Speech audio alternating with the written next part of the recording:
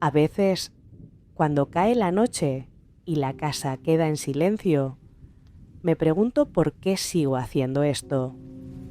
No lo digo por el podcast ni por vosotros, lo digo por mí. Por esa línea invisible que separa la curiosidad del miedo y que, desde hace meses, siento que estoy cruzando demasiado a menudo.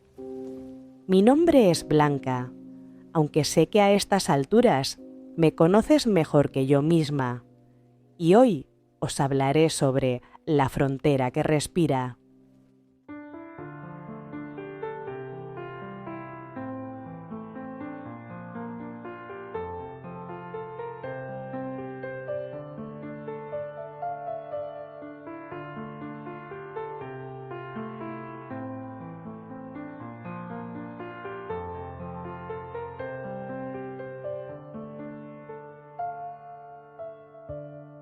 Los mitos y las leyendas son historias que se transmiten de generación en generación a través de la tradición oral.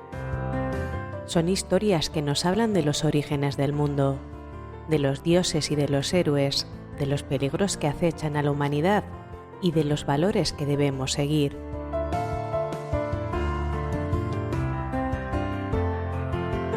Los mitos y las leyendas suelen estar llenos de elementos fantásticos, como criaturas sobrenaturales, poderes mágicos y acontecimientos imposibles.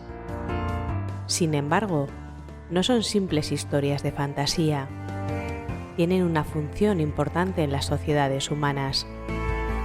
En primer lugar, ayudan a explicar el mundo que nos rodea. Nos hablan de los orígenes del universo, de la naturaleza y de los seres humanos. En segundo lugar, los mitos y las leyendas transmiten valores morales y sociales. Nos enseñan qué es bueno y qué es malo, qué debemos hacer y qué debemos evitar. En tercer lugar, los mitos y las leyendas proporcionan un sentido de identidad y pertenencia. Nos conectan con nuestra cultura y con nuestros antepasados. Si tiene nombre, existe.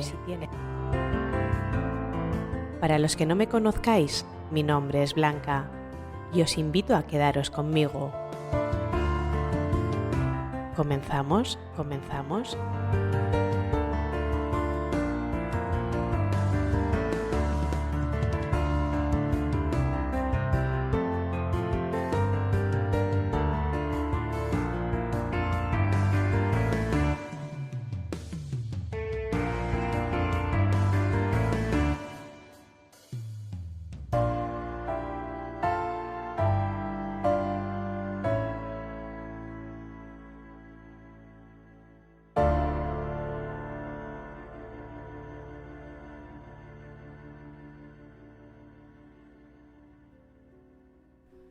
Hoy voy a contaros algo que no suelo admitir en voz alta. Hubo un momento, muy concreto, en el que pensé abandonar esta investigación para siempre. Ese momento empezó con una llamada que, técnicamente, jamás debió existir. Era medianoche cuando recibí un correo de Ángela, una radioaficionada que vive a las afueras de Zaragoza. Ángela llevaba 20 años enviando mensajes a la nada, rebotes de meteorito, conversaciones ocasionales con otros aficionados, la típica soledad compartida del espectro radioeléctrico. Pero esa noche algo la había obligado a escribirme. En su mensaje decía solo esto: he escuchado algo que no está en ninguna lista de frecuencias. No sé qué es. No quiero escucharlo sola. No sé por qué acepté tan rápido. Tal vez porque, como muchos, creo que las casualidades demasiado perfectas son una forma de invitación. Grabé nuestra conversación en mi cuaderno de notas. Nunca la publiqué, hasta ahora. Le pregunto a Ángela cuándo ocurrió exactamente. 11:16 de la noche, dijo. Empezó como estática, luego no sabría explicarlo. Era como si algo intentara ordenar el ruido. Le pedí que describiera el sonido. Ángela dudó. Podía oír su respiración acelerada, ese pequeño temblor que ocurre cuando relatamos algo que aún no hemos aceptado del todo. No era una voz, respondió, pero tampoco era una interferencia, era algo intermedio, como si alguien hubiera aprendido a hablar escuchando máquinas. ¿Lo grabaste? Intenté, pero la radio hizo algo extraño, como si la transmisión viniera de varios lugares a la vez. Supe en ese momento que no estaba mintiendo, no porque creyera en seres de otros mundos, sino porque nadie finge también el miedo a no comprender lo que se ha vivido. Ángela me guió hasta el dial exacto, una frecuencia en la que no debería haber nada. Lo digo de forma literal, está clasificada, regulada, vacía por norma. Pero esa noche, mientras ella me relataba su experiencia, algo cambió. Noté cómo su voz se detenía al otro lado de la línea. Lo estás oyendo también, ¿verdad? No estaba oyendo nada. Y sin embargo, sentí una presión detrás del oído, como cuando alguien te susurra sin tocarte. Ángela, le dije, ¿sigues ahí? Hubo un silencio, demasiado largo. Creo que está volviendo. Durante los siguientes días, analicé todos los informes sobre señales anómalas. La mayoría eran errores técnicos, otros, simple imaginación. Pero encontré un detalle que no esperaba. Esa misma noche, a la misma hora, se registraron picos aislados en otras partes de Europa.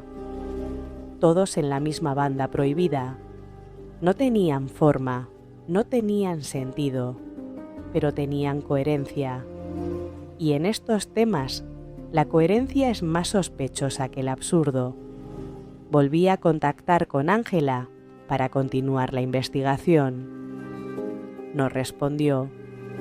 Al principio pensé que estaría ocupada, luego preocupada, luego algo más.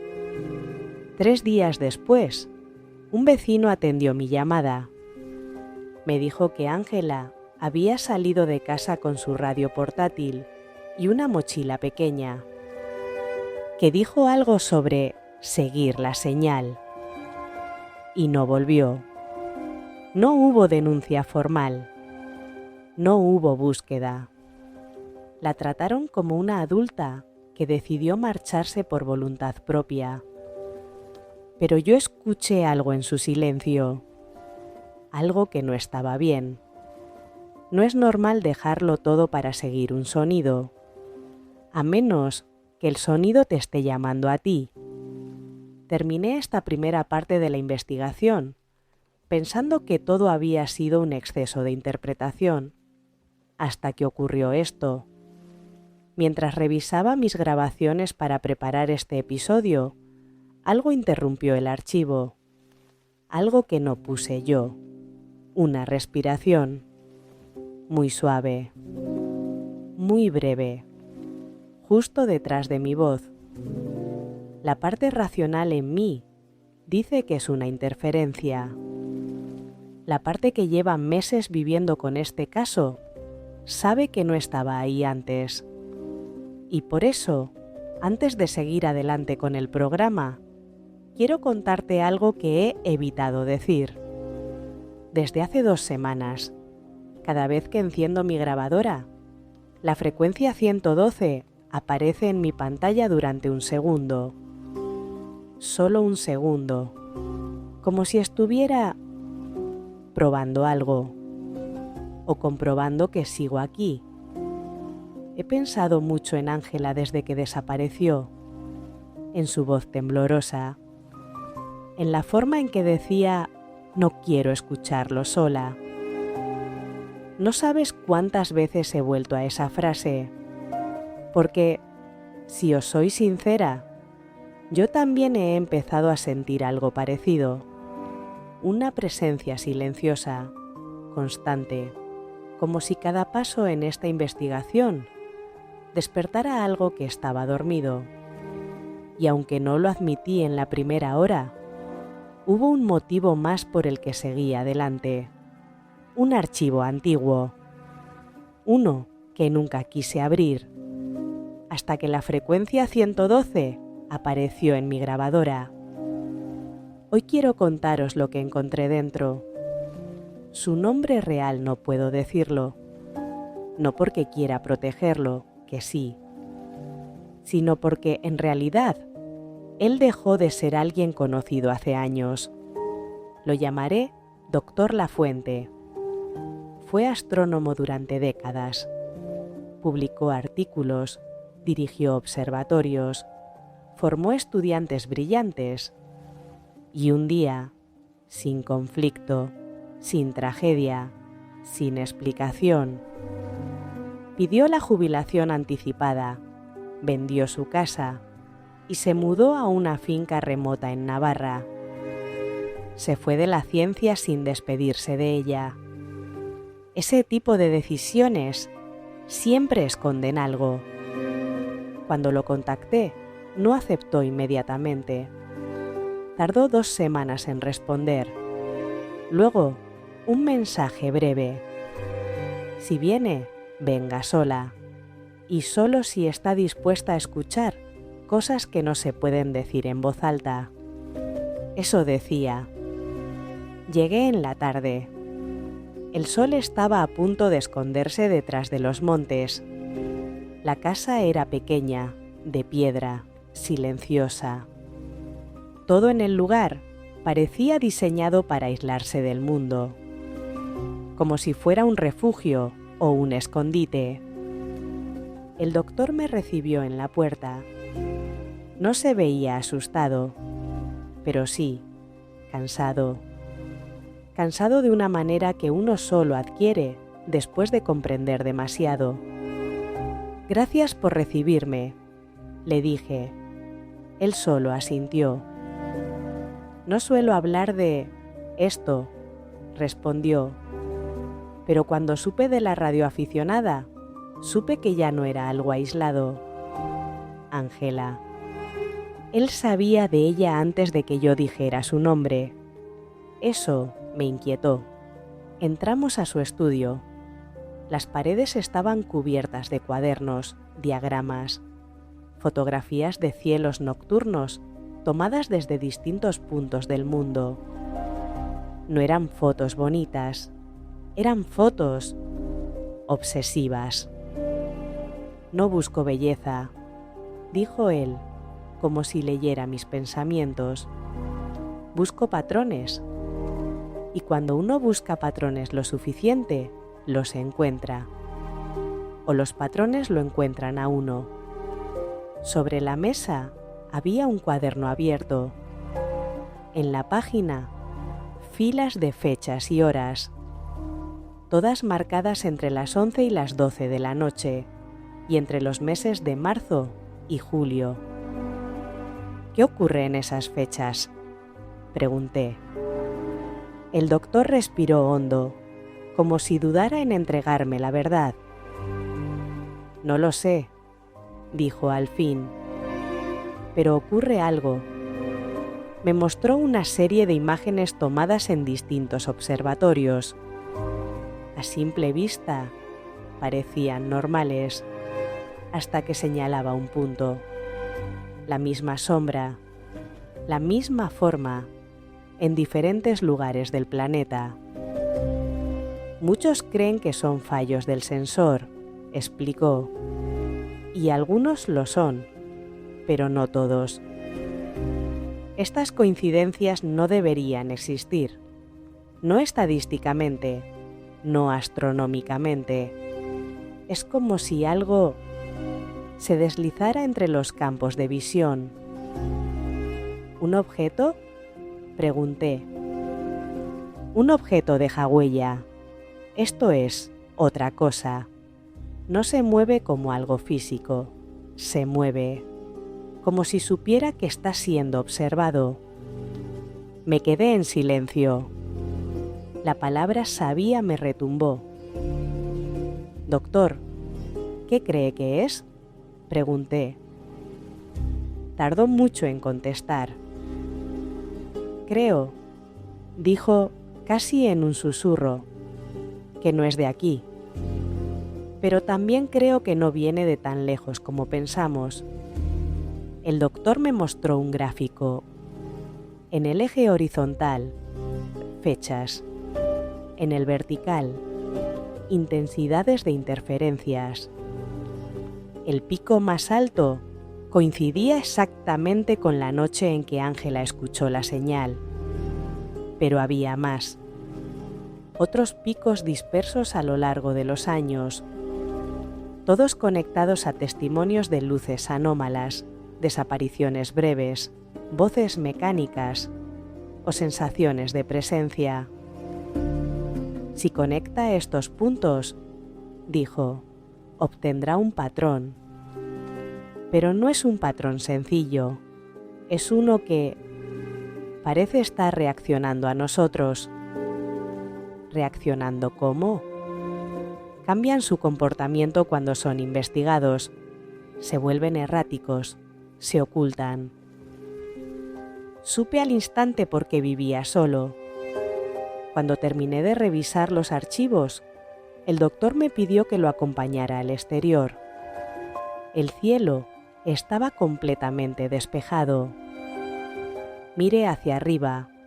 Me dijo, dígame qué ve. Estrellas, respondí. No. Mire bien. Hubo un silencio extraño, como si el aire se hubiese detenido. Hace años, continuó, pensaba que era cuestión de distancia, que lo que fuera que aparecía ahí arriba venía de algún lugar remoto, incomprensible, pero estaba equivocado. ¿Qué es entonces? Una frontera, dijo él. Una frontera que no está en el cielo, sino entre percepciones. Y cuando esa frontera se debilita, algo cruza. No puedo decirle si son seres, ecos, proyecciones o algo que ni siquiera tiene nombre, pero son reales. Reales de una forma que no debería ser posible. Lo miré. Nunca había escuchado a un científico decir real con tanta resignación. Y ahora viene la parte importante, añadió. Usted debe dejar esto, debe detener el programa, por su bien. No puedo, le respondí. Lo sé, y por eso vine aquí esta noche. ¿Por qué? El doctor tomó un cuaderno pequeño, lo guardó en mi bolso sin pedir permiso y dijo, porque ya la han notado, y cuando notan a alguien no lo olvidan. Me marché de su finca con el corazón acelerado, con el cuaderno en mi bolso y la sensación intrusa de que había algo más detrás de sus palabras. A mitad de camino, mi teléfono vibró. Era un mensaje suyo. Solo decía, no mire atrás. Y no lo hice. No sé por qué, pero no lo hice. Cuando llegué a casa, abrí el cuaderno. No tenía portada. Solo páginas llenas de trazos, correlaciones. Y al final, una frase escrita con una caligrafía más torpe, como si la hubiera escrito con prisa o con miedo. No buscan comunicarse, buscan ser notados. Y cuando los notas, te devuelven la mirada. Cerré el cuaderno. Sentí un escalofrío en la nuca. y en ese instante, como si hubiera sido sincronizado a propósito, recibí una notificación en mi grabadora. Frecuencia 112, señal recibida, 0.01 segundos. Ni siquiera estaba encendida. Y es que, en toda frontera, hay quienes vigilan y quienes observan. Pero también hay otro tipo de presencia, más silenciosa. Presencias que no patrullan, no hablan, no preguntan, solo escuchan.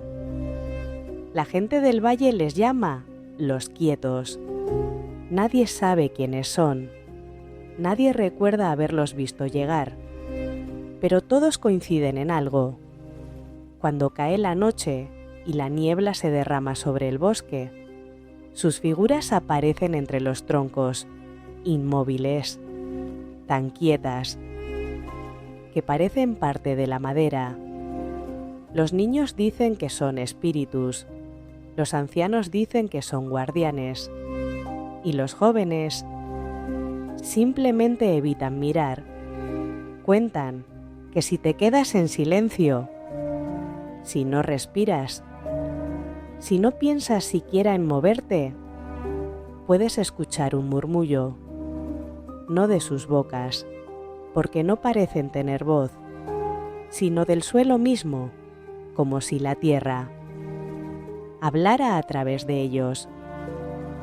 Esa noche, la noche en que yo decidí atravesar el bosque, había niebla. Y algo en mi interior, algo que no sabía si venía de mí o del viento, susurró: no los mires.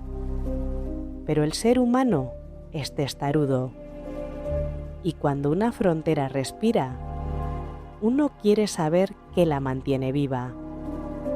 Los vi, silenciosos, largos, demasiado altos, mirando un punto exacto entre los árboles, como si esperaran que algo o alguien saliera de allí. Y lo que salió no fue un animal, no fue una sombra, fue un sonido, un lamento que parecía venir de un sitio donde el tiempo se había roto. Los quietos giraron la cabeza al mismo tiempo y comprendí que no estaban allí para mirar. Estaban protegiéndonos de aquello que, esa noche, quería cruzar la frontera. Esa fue la primera vez que entendí que la frontera nos separa. La frontera defiende. Si tiene nombre, existe. He de deciros que hay un punto, muy cerca del límite del bosque, donde la tierra se hunde apenas unos centímetros. No es un pozo, no es una zanja, es un hundimiento natural, dicen, pero nadie se acerca. Los del pueblo lo llaman la hendidura, no porque esté abierta, sino porque se abre cuando llueve, cuando sopla cierto viento del norte, o cuando, según los más viejos, uno se atreve a acercarse con el corazón inquieto. El suelo parece respirar, sube, baja, como si debajo hubiera algo enorme, algo vivo, que lleva siglos latiendo en silencio. Una noche decidí acercarme. No era valentía, era necesidad. El aire estaba tan quieto que parecía escucharse a sí mismo. Y entonces lo oí, un golpe seco, lejano, luego otro, como si alguien llamara desde dentro de la tierra. La hendidura se abrió, lo juro, no como una grieta, no como un derrumbe, más bien como unos labios, y dentro no vi oscuridad, vi luz, una luz extraña, temblorosa, como si viniera de un lugar que no conoce el sol, y una silueta, no humana, no animal. Algo que parecía estar de rodillas intentando levantarse. La frontera, ese límite que respira entre nuestro mundo y el otro, no estaba allí para dividir, estaba allí para contener. Y comprendí, mientras retrocedía con el corazón en la boca, que la hendidura no era un accidente geológico, era una boca que algún día, quizás, buscaría abrirse del todo. Pero como ya imagináis, no todo el que cruza la frontera vuelve igual. Y no todo el que vuelve, vuelve solo. En la aldea más cercana al bosque vivía un hombre llamado Ernesto, un cazador, conocido por su prudencia, su fuerza y su habilidad para orientarse. Si alguien podía atravesar el bosque sin perderse, era él. Pero una mañana no volvió. Tardó 3 días. Cuando regresó, caminaba encorvado, como si llevara un peso invisible en la espalda. Le temblaban las manos y sus ojos no miraban al frente, sino un poco más allá, como si observaran algo detrás de ti, algo que tú no puedes ver. Su esposa lo abrazó. Él no reaccionó. Le preguntaron dónde había estado. Él dijo una frase que aún hoy repiten en susurros. Entré al bosque, pero otro fue el que salió. Esa noche, el perro de la familia no dejó de ladrar. Miraba la sombra de Ernesto como si no le perteneciera, como si hubiera una segunda figura pegada a él. Los ancianos dijeron que no era él, o al menos no solo él. Dijeron que, cuando la hendidura se abre, cuando los quietos se apartan, algo puede cruzar. Y a veces necesita un cuerpo para viajar. 3 días después, Ernesto desapareció de nuevo, pero esta vez no volvió. En su casa encontraron solo una frase escrita en la mesa, con una letra que no era la suya. La frontera late. Cuando despierte, todos oiréis su llamada. Y desde entonces, algunas noches en el mismo punto del bosque donde él se perdió, se ve una figura quieta, altísima, oscura, mirando hacia la hendidura, como si esperara que aquello que lo acompañó regresara por él o lo llamara de vuelta. Y así llega el final de este viaje, un viaje que comenzó como un susurro entre árboles, como una respiración oculta en el límite del bosque, y que nos llevó a través de historias que nadie quiso contar, a presencias que nunca deberían haber sido vistas, a silencios que guardaban más verdad que cualquier grito. Hemos seguido el latido de la frontera, hemos sentido su presencia, hemos oído su advertencia. Y aunque ahora el bosque parece tranquilo, aunque el suelo ya no se mueve y la hendidura duerme, sabemos que lo que descansa nunca descansa del todo. Quizá mañana la tierra vuelva a susurrar, quizá otra noche el aire vuelva a vibrar, quizá un día cualquiera sin previo aviso la frontera vuelva a respirar.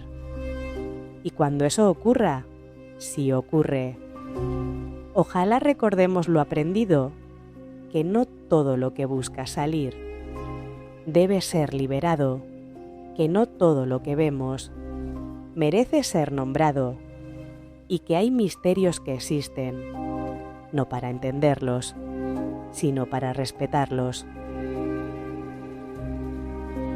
Gracias por caminar conmigo. Gracias por escuchar, por sentir, por atreverte a mirar hacia esa línea que separa lo que somos de lo que podríamos haber sido. Este fue el programa. Y yo solo fui la voz que te acompañó, hasta que el bosque vuelva a llamar, hasta que otra historia decida abrirse paso en la noche. Nos volveremos a encontrar al otro lado.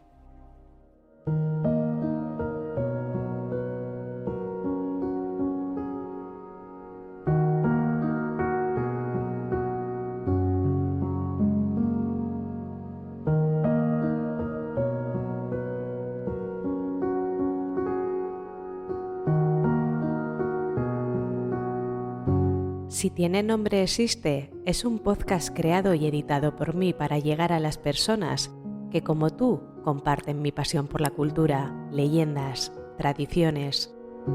Puedes escucharme en iVoox, Podimo, Amazon Podcast, Google Podcast, Apple Podcast y en Spotify. También podrás seguirme en redes sociales como Instagram, TikTok y en YouTube. Te invito a que te suscribas al canal y te quedes conmigo. Podrás encontrar los enlaces en las descripciones de los programas. Gracias por estar al otro lado escuchándome y recuerda, si tiene nombre, existe.